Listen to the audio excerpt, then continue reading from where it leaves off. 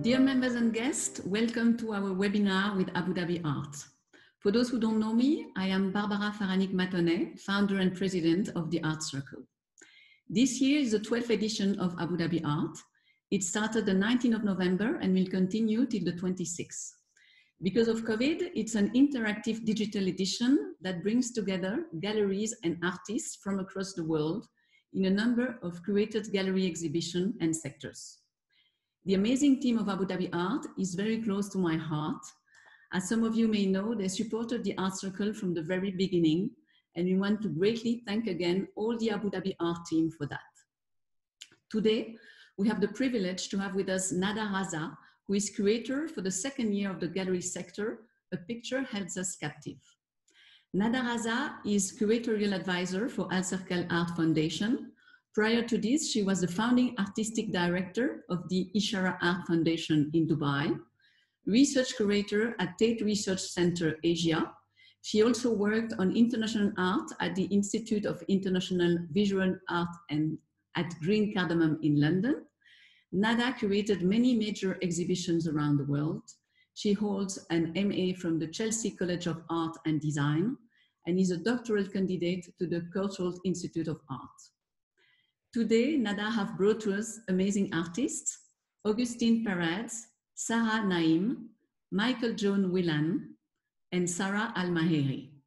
But I will leave to Nada the privilege to introduce them to you in details.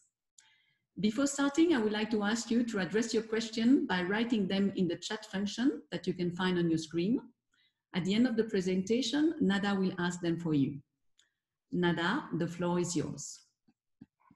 Thank you so much, Barbara. And it is indeed a great privilege. And for that, I would like to thank the Art Abu Dhabi team and also thank you and all of the people from the Art Circle who are listening to us this morning. Today is really about the artists. I'm really pleased that 4 out of the 8 artists in the exhibition will be talking to you about their work today. But before I introduce them, just a few words about the exhibition, which I hope you will see on the online edition of Art Abu Dhabi. The presentation is called A Picture Held Us Captive. And we have one artist or practice that is featured for every day of the online fair. Can everybody hear me? Okay. And the premise is really thinking critically about the idea of the online presentation of art in itself. You know, over this past year, the art world has very quickly pivoted to remaining connected to its audiences as much as possible in the circumstances, and we have been working very hard to bring exhibitions online. And I thought this was an opportunity to take a step back and really think about what that means. The invitation from Abu Dhabi Art was to do an exhibition that featured work by artists that are represented by galleries based in the UAE. So the 8 artists that I selected are represented by galleries mostly at Al Circle Avenue, which is a sort of destination for contemporary art in the city and in the region. And this was an opportunity for me to look back at the last, let's say, 2 decades of practice, but artists either have strong chips with or artists whose practice I admire. And A Picture Held Us Captive is a selection of work that in some ways challenges what I feel is happening at the moment, where we're taking kind of 2-dimensional works and creating virtual environments and trying to sort of recreate reality. And I wanted to puncture that a little bit and think about what it means instead to create this world where we're very dependent on visual language, where we're very dependent on the image. And to think more about a slightly more nuanced conversation. Because really a lot of work that has happened, especially with sound and with video art in the last 20 years is, you know, these are media that do translate well digitally, photography, for instance. And so often the art world is focused on sort of the preciousness of the object. And I wanted to go back and really think about form and content again. So I hope that you will take a look at the show online. And the artist actually featured today, Michael John Wellen, is with us, and we'll talk about his work. Just to introduce the four artists that you'll be hearing from today, we have Augustine Paredes. Augustine is a photographer. He's originally from the Philippines, but lives and works in Dubai. And he'll be talking about his work, but also the project that he did with Al Circal Online that we have featured a glimpse of for Art Abu Dhabi. And the next artist you'll hear from is Sarah Naeem. Sarah is also based between Dubai and grew up partly in London. She's based here at the moment. Her work is looking again digitally, and she looks at both the micro and the macro sort of level of the universe, really zooming into the microscopic. And the work featured in the show is a video that she'll tell you a bit more about, but also talk about her sculptural practice. And then we will hear from Michael John Wellen, who joins us from Berlin, originally from Ireland. MJ, as we call him, is somebody who has spent a lot of time in the UAE. He's done a residency here with Al Circal, and he will be talking about a work from 2007 that's in the show, The Collector of Skies, but also talking about his photographic practice. And MJ is someone who thinks about both time and exploration in really beautiful ways. And the final artist we'll hear from today is Sarah Al-Meheri. Sarah is based in Abu Dhabi, recently graduated from NYU. Her work is extremely sophisticated and deals with text and with texture. And the work that we have featured for the presentation for the fair is In Conversation, which is a piece which is a letter to an artist that she admires, and then also an artist talk series, which is a series of talks that she and her peers developed over the period of lockdown. So over to Augustine, who will be presenting first today. Hi everyone, good morning. I'm Augustine Paredes. I'm a Filipino photographer living and working here in the UAE. Today I'll show you an amalgamation of the works that I've been doing over the course of 4 years that I've been living here in Dubai. My work usually navigates stories that tell the stories of narratives of love, loss, and longing. And this type of images, I try to incorporate poetry and my love for words, inspired by my experiences as a migrant worker here in the UAE, and also my Southeast Asian consciousness and my curious gaze. On my next slide, I will show you photographs that I've collected during my travels and also my life here in the country. So this first image is titled Boy Sleeping in Hostel Beirut. This has been exhibited in Latvia, Malaysia, the Philippines, and recently have been sold in order for us to help the victims of the explosion in Beirut. This is an image that was taken in Beirut in 2017 on the way back home from staying in Beirut for over a week and experiencing the city and somehow meeting strangers and encountering stories of Lebanese people in the city of Beirut. And on the next slide is a self-portrait, sort of reinterpreting my first experience here in Dubai as coming from the Philippines and, being greeted by a very small space and making it and forcing myself to call it home in the comforts of one bed alongside with all of my possessions. And this is one way of me trying to incorporate as well the saying, kung maikli ang kumot, matutong bumaluktot, which means if the means are short, learn how to slouch when sleeping. And that is the title of the work. And this work has also been exhibited in various exhibitions in and outside Dubai. And the next slide is one of my photographs from my exhibition at Art Dubai last year. This is part of a series called Cooking Adobo in the Heart of Dubai. This is me questioning the violence of the question, where are you from? And also trying to interpret the question, where are you from? And also how to survive for one and cook for one, and how to preserve the sense of home when you're a migrant worker living and working outside your home country. And the next slide will also present the poetry that I have included in a photograph. It's called The Recipe, and it's about the recipe for staying longer in Dubai. And this talks about the certain elements and certain practices that one could experience in order for him or her or them to stay longer in a place where they're not from. And the next slide is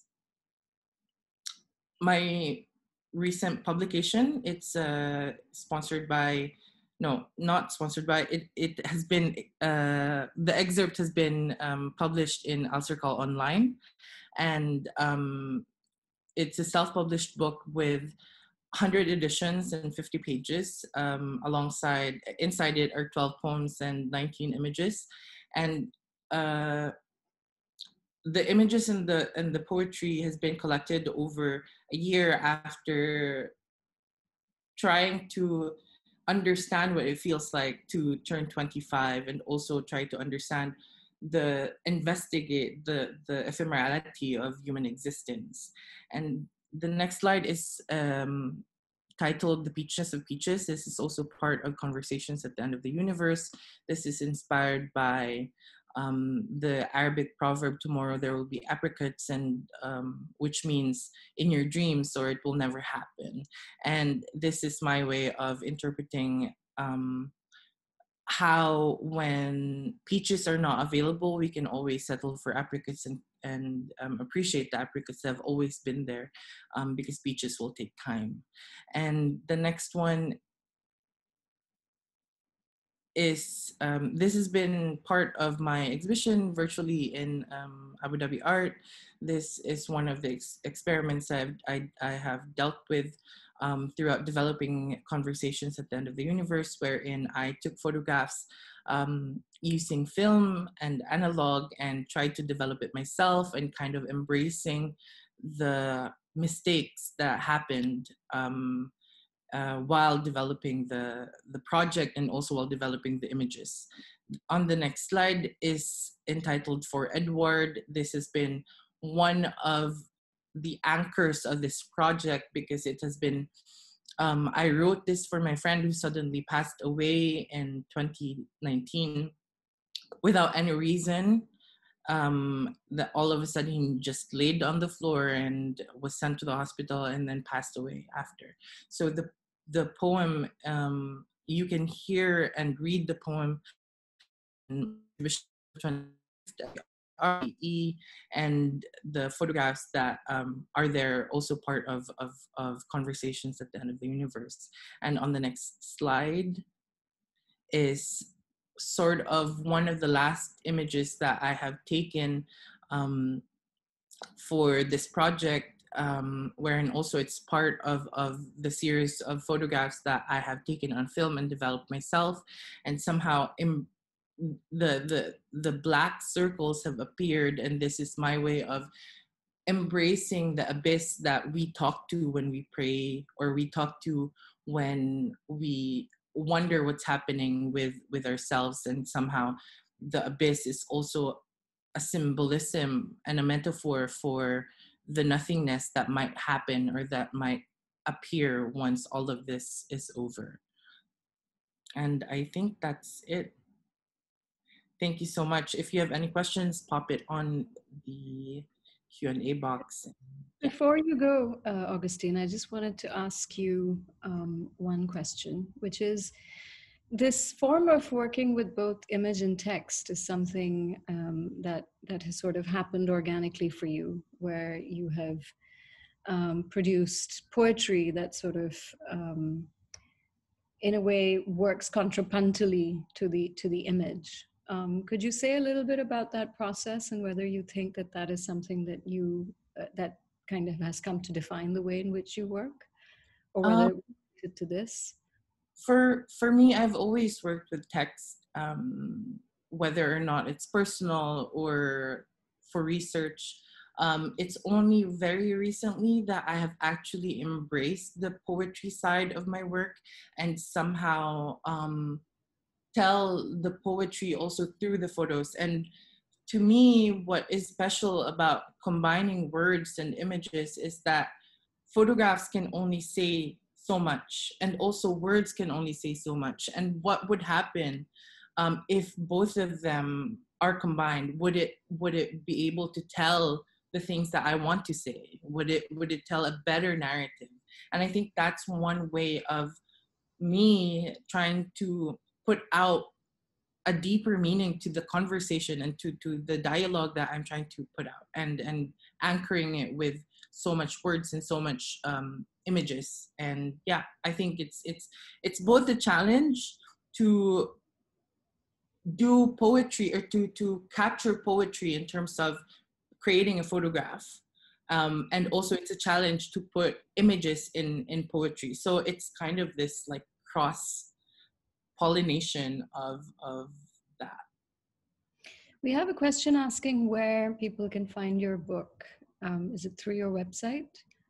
So the book has been sold out after 2 months of publishing it, and I'm very proud of that. Thank you so much to Gulf Photo Plus, who's been home to all of my works. But you can view the excerpt online at elsercall.online, and there are voice recordings in there wherein I read to you the poems that I've written. So for that, we can share the link with Barbara to distribute to our audience today. Yes, thank you so much, Augustine. Thank you so much. And I would like to introduce Sarah once again. Over to you, Sarah. You're still on mute. There we go. Okay, gotcha. I can hear you now. Mm-hmm. Hey, I'm Sarah Naeem, and I'm a Syrian visual artist currently based between Dubai and London. And the work that's currently shown at ADA is a video work that I actually made while I was doing my MFA at Slade. And it's never been shown, so it's really exciting to show it. I'm basically gesturing semantic primes. And semantic primes are words that can't be defined or made into a definition without using its own word in the definition. So here I've gestured each word of the 68 semantic primes using one gesture per word. And I'm fascinated with gesture because actually only 7% of human communication is based on words, and the rest is based on actually gesture. So it's not just used as a way to reinforce what it is that one is saying, it's actually a language in and of itself. And I'm always kind of constantly looking at the way that people shape words with their hands, and they can kind of make these more visceral, ephemeral things into a three-dimensional shape, which is what a lot of my practice is actually about. We can see in the next work. So the crux of my practice is based on the fact that visible light occupies 1/1000th of 1% within the whole electromagnetic spectrum. So we really don't see much. And I'm very fascinated in sight as a way to describe perception and the way that microformations can shape the way that we actually perceive basically the things around us. For example, in this show, when heartstrings collapse at third line, I had these high voltage power cables throughout the space. which was once used to transfer energy and information across Dubai, but then they're broken and corrupt. So they kind of behave as these faulty communications, or communication that was kind of delivered but not. So something broken between received information and kind of a glitch. And a lot of my work actually works with a glitch. In the background, you can see images of my dead skin cells under the scanning electron microscope, but then they're glitched. So it's kind of saying something but nothing, similar to the gesture work that's shown at ADA. And this is from my reaction series. I photographed using expired Polaroid film light, and there is a kind of chemical reaction between the chemistry of the film and light. And I've made these shapes based on the content within the image, and the rim, to try and kind of break the boundary between the content of the image and the rim of the artwork, in a way to kind of free itself of its shape, although it's very shaped. But yeah, a lot of my practice is very much based on boundary and the notion of boundary, actually, because on a micro level, boundary doesn't really exist. And I think that's a very fundamental truth which shapes the way we think and feel separate from one another. But in fact, on a cellular scale, it's just different densities of matter, and we're completely merged and shared.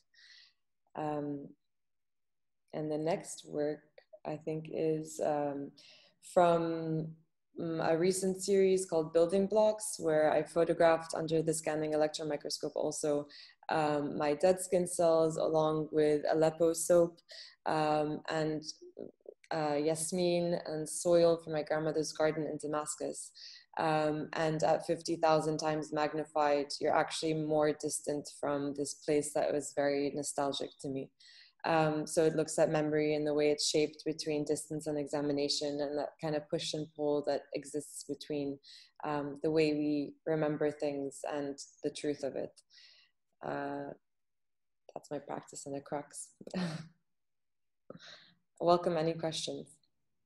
Thank you so much, Sarah, and for sort of putting it in a nutshell for us. But I would love to hear a little bit more about your process, how you translate these sort of very, the minutiae of our lives into these larger scale objects, and what that shift in scale, like, from what I know of your work, there's a very detailed process involved in how you decide each of these images is going to actually turn into a kind of more apprehendable object. So could you talk a little bit about that process of transformation? Sure, yeah.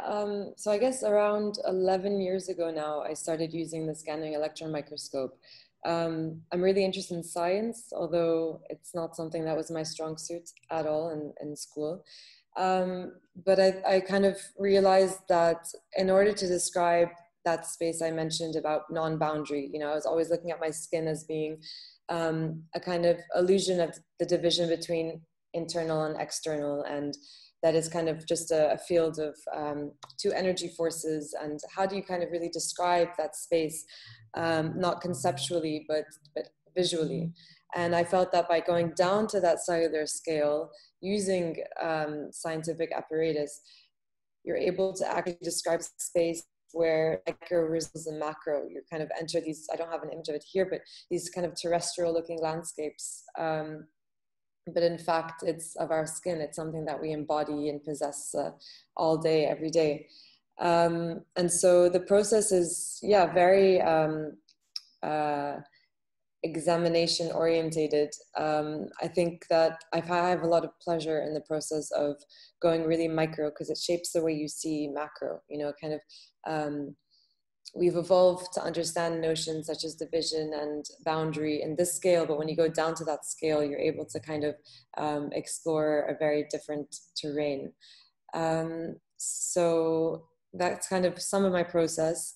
But yeah, so these kind of more sculptural ways of working was because I felt very limited in photography, working really two-dimensional and working only kind of, or printing and things when I had a show.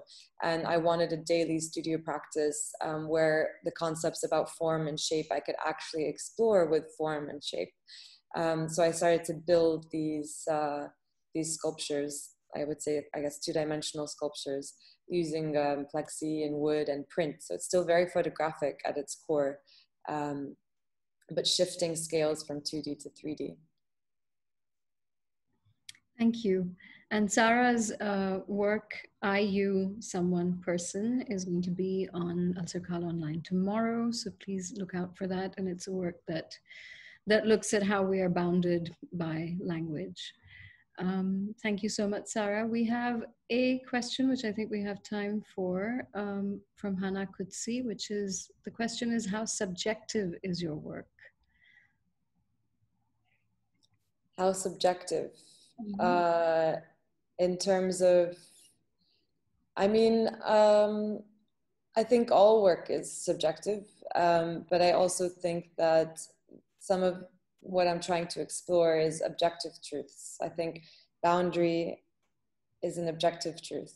I think notions of lack of boundary are, I'm really passionate about trying to illustrate the lack of boundary between things, because I really think that in a shared space, we're able to come together much more. And I do think that that is an objective reality, actually. You can explore that on a quantum scale.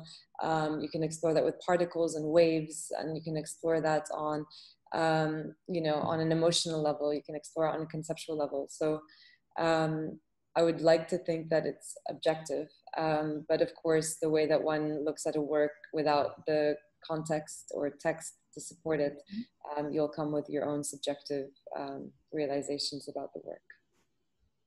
Thank you. Thanks a lot. Thank you. And you guys can keep putting questions into the Q&A box. We'll have a little bit of time for questions at the end. Hi, Michael. Over to you. Hi, good morning. Morning. Thanks for inviting me this morning. Thanks for joining us. I know it's very early for you.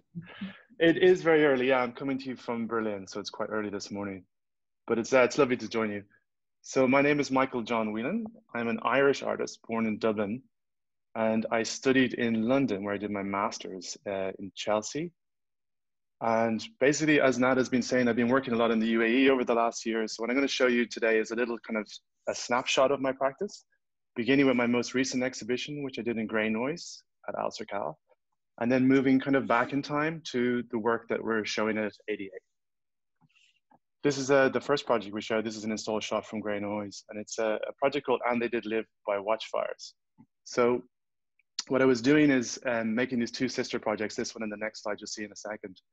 They're looking at environmental effects and looking at how to sort of process those and how to document things abstractly, but looking at kind of different narratives that are involved in that. So the first project, And They Did Live by Watchfires, is looking at sky glow, which is an environmental phenomenon where lights from cities are refracted off environmental or meteorological effects. So for example, cloud, in this case here, this is a shot from Berlin, taken from Teufelsberg, which is a mountain range just outside the city.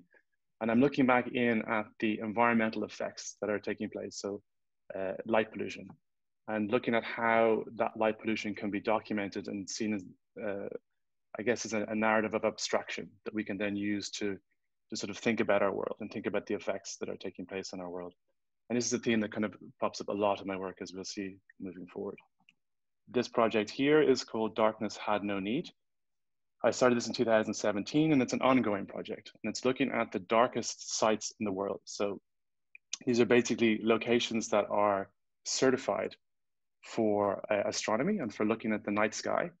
And I was interested in that certification and what it means when we have to certify a space when overpopulation and light pollution are affecting the environments in such a way that we have to start defining places that are not affected by mankind. So I went to these different sites and I photographed them, and I saw them as an environment themselves. So looking at the landscape and documenting that. So what I did was I went with a large format camera. I don't know if people know, it's a 5x4 camera. So really absorbing the most amount of information as possible onto the negative. and doing very, very long exposures. So 1.5 hours up to 3 hour exposures, depending on each site. So in this shot that's presented today, you can see on the left side is Germany, a place called West Havelland. So it's a swamp area. And you'll see different traces. So you're looking at it as a tree, actually, that's recorded in silhouette. So when I'm there in that space, it's completely dark. So I see nothing. And only the technique, the chemistry, and the physics of the medium can actually record some traces of information.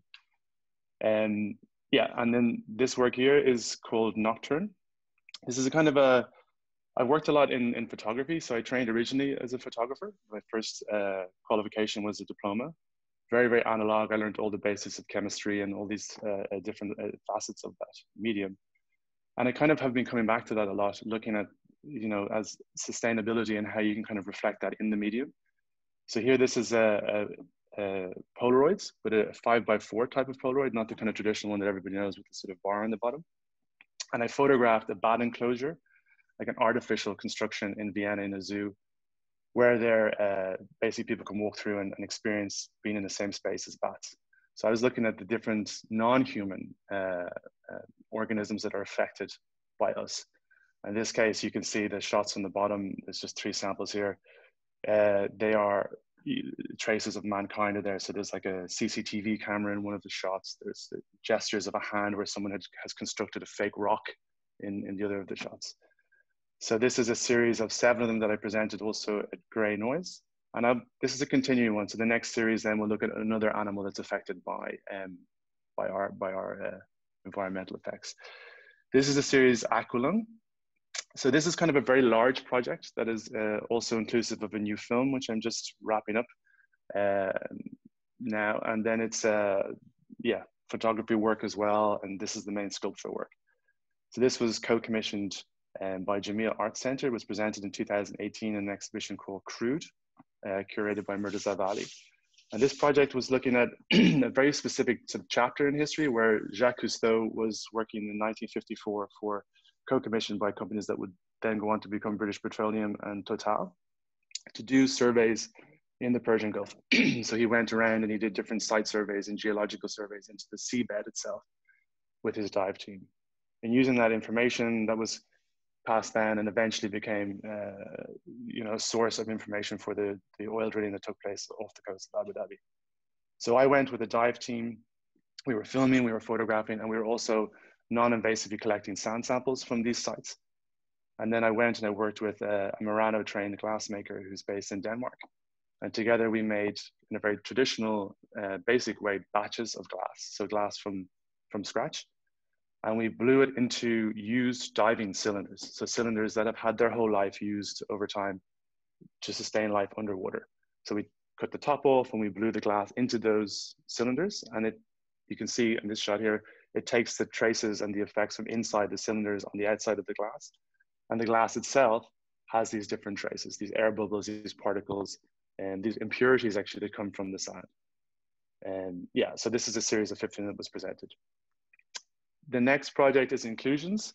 A lot of my works are quite ongoing to sort of give that spectrum over time. So you can see the different points over time in them. And this is a series that's also ongoing. And what I've done is, this is a particular one that's relevant to the UAE as well. So I basically collecting rubbish or trash that you see out in the sea. It's kind of a basic thing. I'm a diver, and when we're out anyway, it's a basic thing that you do when you're on a boat. You just see something plastic or whatever, and you're always collecting it. So I started to think of these moments and how we can kind of put that into a point of discussion or kind of a monument to ourselves. So this is an LED party balloon that you see quite often in Dubai with the kind of flashing lights that the kids have around walking around the streets. This is 120 kilometers out in the sea. We found this floating and corroding and potentially damaging fish life. This was the first in that series, and it's cast into a concrete cube, quite small, 15 by 15 by 15. And this just sits quietly in a space or in an exhibition as this, as I say, this is a Zoic monument to our effects. And this continued then with different, all over the world now. So I've been, and also different scales. The scale is dependent on the object itself that's taken from the sea. So in my next slide, This is also part of that larger body of work that I was mentioning, initially to do with Jacques Cousteau. And at one of these sites, we collected water from that exact moment, and we photographed 2 shots. And this is the air bubbles coming from the diver's respirator. So this outflux of the sustainability of life underwater, this thing that keeps us alive underwater, but is also a wider discussion of what is needed in our planet, looking at coral and looking at nature, as and coral particularly in the Gulf as being the lungs of the sea. And a photograph was taken of these two breaths of the diver coming out seconds apart, and then 5 seconds after that, the water was taken. The water then is used to treat the wooden frames, creating a, it's only one shot here, so you can't really see it, but there's more information on the website and on Grey Noise. You can see stains in the wood, which is actually the salt stains of the sea itself. So giving kind of a physicality to that point, or trying to give a physicality to that floating point within the water, that moment, and that has this trauma and this history behind it. Yeah. So the next slide, you'll see also a project I did. This was actually also exhibited in Grey Noise, but in 2014 in the solo there. And this was a project, a lot of my work is very research-based, so I'll go in and look at a traumatic story or a historical moment and sort of investigate that and look at how that can be represented and how that can be investigated through film and video sculptural works. This project was in that process. I was looking at a place in Ireland at the base of Mount Leinster, which is a small mountain near where I grew up, where the last Irish wolf was killed in 1786. That came with it, of course, a very large political story of Irish and our relationship to the British at the time, and how the wolves were also seen as the Irish rebels. So there was a whole kind of narrative behind that.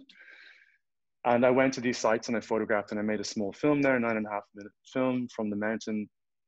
And I made a sculpture work and I made these photographic works. And this is looking at that site, this kind of charged location, and looking at it around. So you can see connections back to the Darkness Project, looking at the site itself. And this is looking up from that exact point through my research where I could find where the last Irish wolf was killed.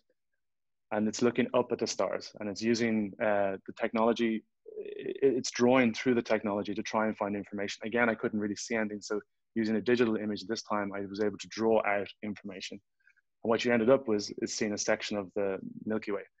But the caveat is that you have these lines of the digital membrane, as it were. So you're looking through kind of a veil of technology to see. So there's always some kind of caveat to the conversation. The next is a video work. I thought it would be interesting to show video, as that's what we showed at ADA as well. So I work in different ways with video and with film. Sometimes I work with a video installation, which can be quite minimal and not a lot of effects happening, and creating a sense of deceleration for the viewer, where they have to spend a little time and sort of commit a bit of time to that video work. In this case, this is what's called a shy wave generator. So this is a very simple tool to give kind of as it were, visibility to invisible forces. So you're seeing actually poles on 2 kind of strings, and somebody can go and they wave them, and you actually see how a wave works. And this was filmed at a basement in Bangalore in a planetarium, where I did a residency in 2015. And the idea is that you kind of, you first of all are in the space with this object and with this idea of science and how we need to sort of present ourselves these mechanics to see the invisible forces, to see that what's behind everything that happens in our life.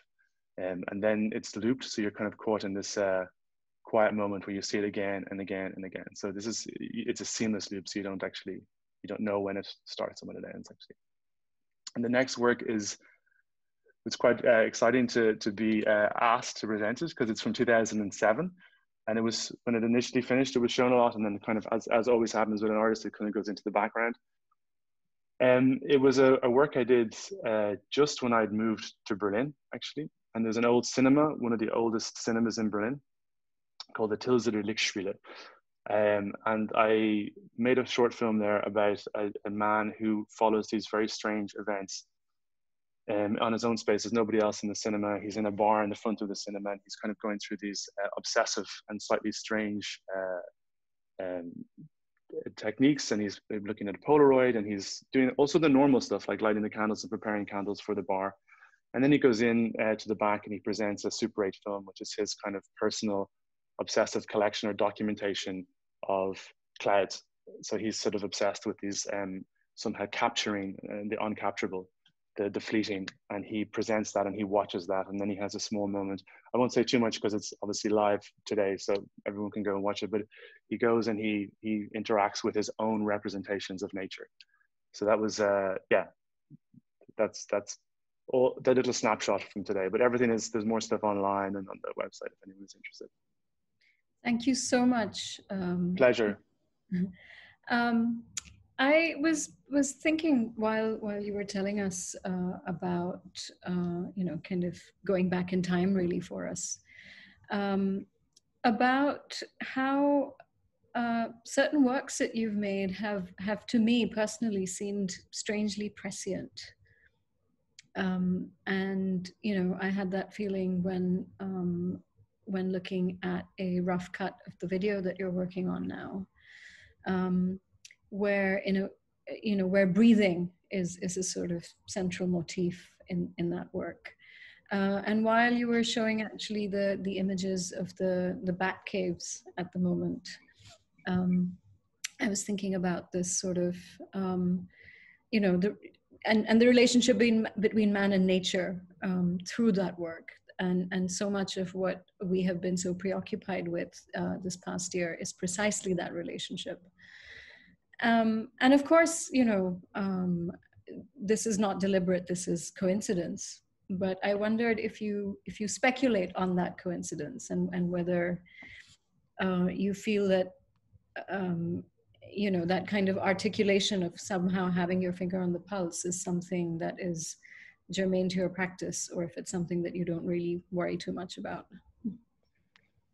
I mean, as I said, I research a lot, so I'm always having 5 or 6 projects that are always in my studio and in my mind that I'm developing, and sometimes they're cross-pollinating between each other. But of course, as like if you spend, for example, on the film now, it's over 2 years working on that. You're looking at investigating different elements, and you go back and you film again. They start to become influenced by what's happening in the world, and your own personal direction after, let's say, a year, it can be quite different than where you started off. You may still have, for example, in the film, the same footage that you have already shot, but where it's going becomes influenced by what's happening. I mean, with regards to what's happening with Corona, it is, the breathing aspect was always about sustainability, and that's coming from our dependence on the natural world. So for sure, it's a parallel to Corona, what's happening. So I was looking at coral and how that is affected and how we're dependent on that. But yeah, so it's very kind of, yeah, it's very influenced, of course, by what's happening. So I think, yeah, the work becomes changed over time. And then in this case, some of the more recent projects, they are being influenced by Corona and by isolation and by our own dependency on our physical bodies. So that's where sort of new works are. I sort of see that looking at them, and maybe I won't really know until they're finished, but I see the effects of this last month on the new projects. So yeah, it is, for me, it's always changing until the point where it has to sort of be finished, where it goes into, for the film, and it goes into the edit or whatever, yeah. Well, it was really uncanny for me to come across The Collector of Skies, because it's so perfectly described for me what we are going through now, even though it's a work from 2007. So thank you again for letting us include that. Yes, thank you. It was a pleasure. I'm going to move on now to Sarah Al-Meheri. Hi, Sarah. Hi, everyone. Thank you for waiting patiently, and we're really looking forward to hearing more about your practice. First of all, thank you, Nada, and the Abu Dhabi Art team and the patron circle that are here today. Very honored to be a part of this among amazing artists.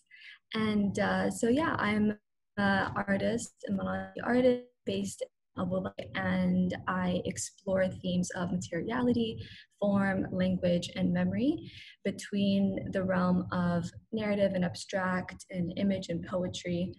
And I'll be taking you through a lot of my graduation show that was then shown at Carbon 12 last fall. So this work here is a painting called Blueberry, in which I investigate memories that I may or may not have had from Tennessee, in which where my grandmother is from. And the title suggests what the object is, as I paint it on such a micro level.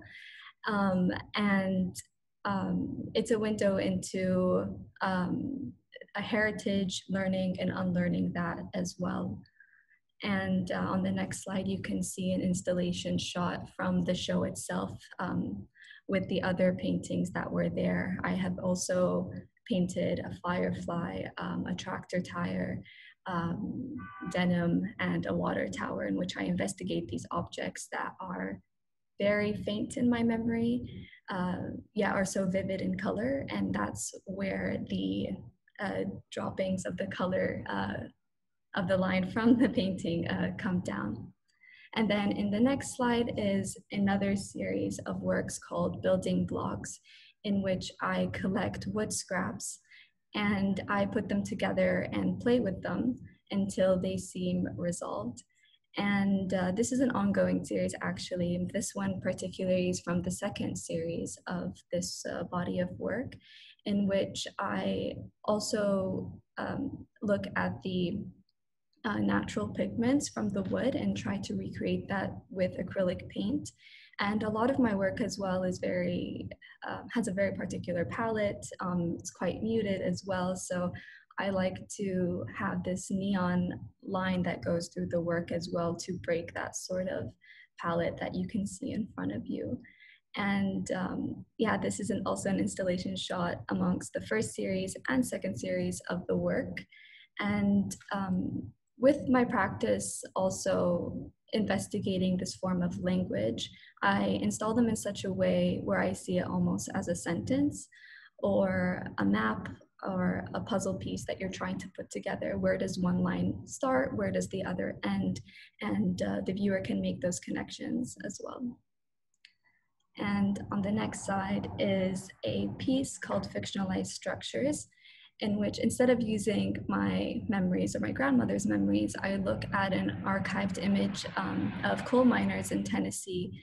And I believe there are 6 pieces in this series, and I had cut up the photo itself and started to work formally and started to create these shapes from the image itself. So I wasn't looking at the memory perhaps, but coming at it in such a way where I was interested in form and interested in shapes, and how can a memory or a photograph go beyond itself as well. And then in the next slide is the work for Abu Dhabi Art this year. This was actually part of the body of work, but I had not shown it. And it's called In Conversation. It's graphite and acrylic on wood, and I'd used language from Agnes Martin, which I was very inspired by for the show. And I did a lot of, I was reading a lot of her diary entries, and she talks a lot about the subconscious and making and how you also make subconsciously. I was really interested in that idea. And so I intuitively started to pick out words and sentences from her diaries and hand wrote them until I felt it was resolved or enough was said. And then in response to that, I was looking at my own poetry from, I also often work, I create work and also write simultaneously. So I was looking back at those notes in my studio and also intuitively picking out those sentences and writing in response to that. And then there's a sentence in between that says, "This must be resolved." And I think that's really funny, because I don't think that the work or the conversation is at a resolved state. It's constantly in conversation, as the title suggests. And then in the next slide, going back to the building blocks and wood series, it's a body of work that I'm constantly creating and expanding. And so this one in particular was shown earlier this year online on the Untitled Art Fair alongside Austrian painter Bernhard Blumen, and we were speaking about color and form. And for this series in particular, I was also incorporating found furniture pieces, as I often find just wooden scraps that are recycled. I wanted to include unique pieces that I find on my walks and on my treasure hunts. And the next, yes. This is my most recent body of work.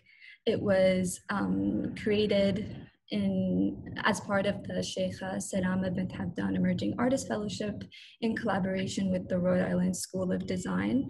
And it's currently shown at Warehouse 421. So if you're in the city, make sure to check it out in person. And it's an installation of 40 plaster casts of a styrofoam box. And the mold started to break on me when actually creating it. And so I took that further and started to incorporate change and repetition and exhaustion in the work. Every single time I would cast the piece, I would remove something from it or add something back into it that was native from the box itself. And I then set rules for myself for the installation to find lines. I think you can also make that connection between the building blocks in this work as well, where I'm very interested in lines and layers as to organize collected information.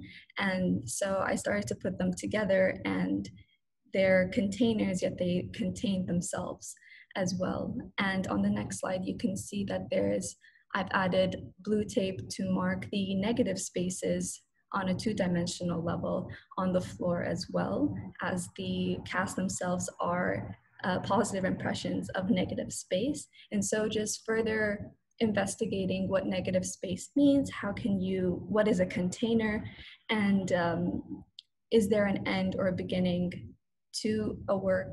And the main question is, what is an original, and is everything an original, as it's always stemming from somewhere else, repositioning, replacing, and reformatting. And then in the last slide is also shown as part of Abu Dhabi Art, in which I began this community initiative project called Artist Talks, in which I reach out to artists that are based in or affiliated with the UAE and have a conversation in a very informal setting, but amongst people in the community, where people can ask questions and engage in a conversation in a learning and supportive environment. So thank you. Thank you so much, Sarah. And congratulations on the show at SIF. I really cannot wait to see it. And before we open up to the floor, I just wanted to ask you a question about Artist Talks. If you could just tell us about where the idea came from and how this sort of evolved, and maybe tell us a little bit about the series. Okay. So it was in response to the COVID situation that happened when we had lockdown around February or March, I believe. And the series started in April. And it was a conversation amongst friends that felt that the community, we needed to know more about the people that are in the community, their practices, where is a platform beyond institution that can then house these talks or just house these conversations. So I took the initiative to start one, and one became 2, 3. And there are people that I know and people that I may not know that well. So it was also a great way for me to have these conversations and have a more tight-knit community. And it was just really in response to having a space to speak about work. Sometimes artists themselves even wanted critique sessions, and that's also something the platform allows. And you can also find these on YouTube, so they act as an archive as well for those that want to come back, because they are live, but where you can ask live questions, but you can also access them at a different time. And I would encourage everybody who's listening today to access this kind of amazing archive of contemporary practice. I think it's gone beyond just the UAE, really, of the region. I think we can open up to questions for all of the artists at this stage. I can see one here, which is addressed to Augustine, which is from Mervi. Augustine, after the devastating effects of Typhoon Ulysses, volcanic eruptions, the COVID pandemic, etc., do you think, which of your works do you think best describes or showcases the resilience of the Filipino community? Hi, thank you so much, Marivi, for that question.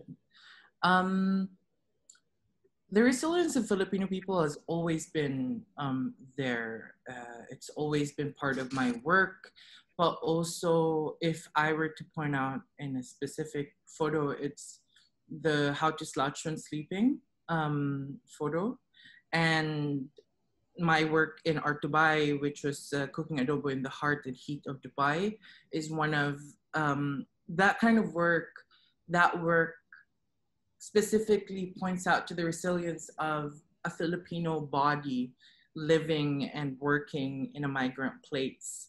And I do also have a problem with the resiliency of Filipino people because there is so many wrong things that our government is doing to us. And we don't have a choice just to be, except for us to be resilient and kind of deal with all the struggles that we're going through in our own ways. And if I were to speak about resiliency in my work, it will always be at the heart of my practice, whether or not it's dealing with the materials I use for my photography, it's going to be the way I write my words and how limited I am with materials and with words and with photographs and trying to make it work. That's sort of I hope that answers the question. I do hope that speaks in behalf of my resiliency, and yeah. Thanks, Augustine. Do we have any more questions or comments from the audience? Or do you guys have any questions or comments for each other?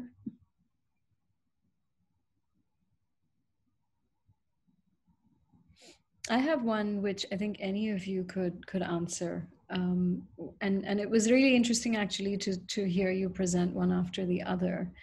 I was struck really by the interest in photographic process and taking the photograph, which we know of as a very kind of representational technology, and pushing it into abstraction.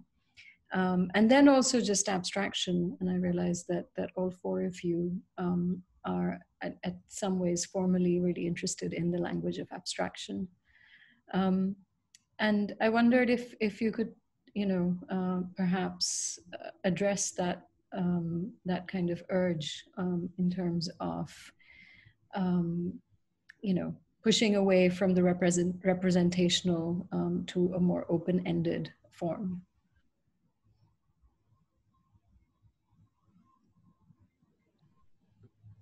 I mean, I think you can say a lot more with abstraction. I think it doesn't have to be so dictated with what you say, and that question about subjectivity and objectivity is very interesting that someone asked, but I think abstraction can change the way you think, can change or shape the way you perceive, because you're kind of looking at something in a less defined way, and you yourself as a viewer will be able to enter into that space of questioning your relationship between something, rather than if it wasn't, abstract. I think it's much more dictated. Sarah, I see you've unmuted yourself. Were you going to add something? Sure, I can add something. I think abstraction is really interesting as well in terms of a narrative. Sarah also said that it's not clear.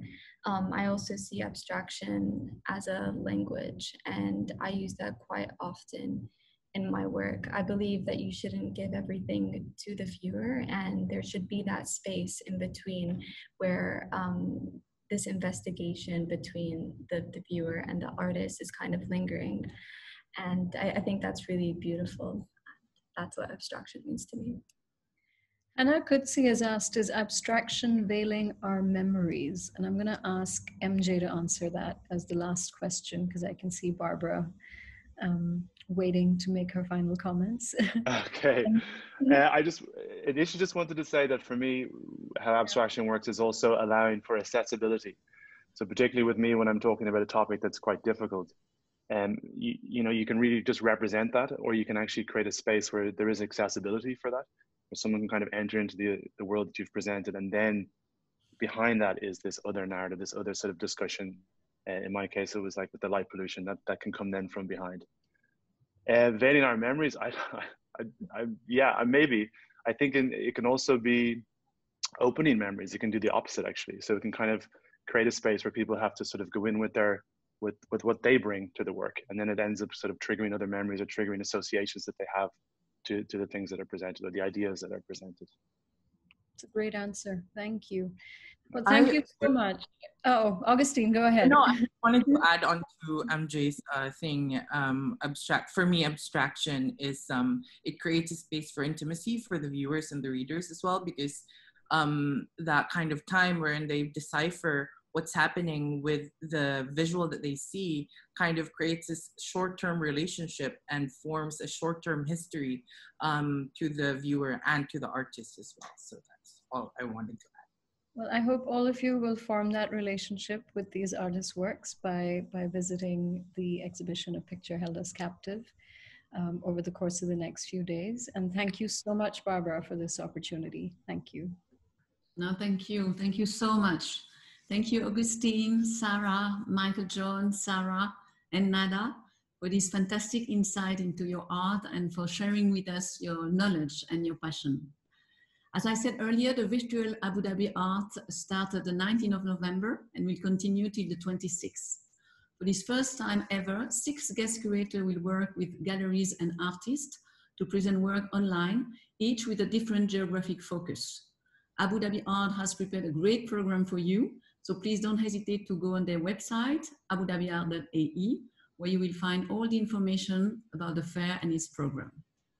Do not also hesitate to follow our website and Instagram, theartcircle.ae, where you will find the replays of our webinar, but also all information about the Art Circle. On behalf of the Art Circle board, I would like to thank you all for coming today and for joining us. Stay safe, stay tuned, and see you soon. Thank you. Thank you. Thank you.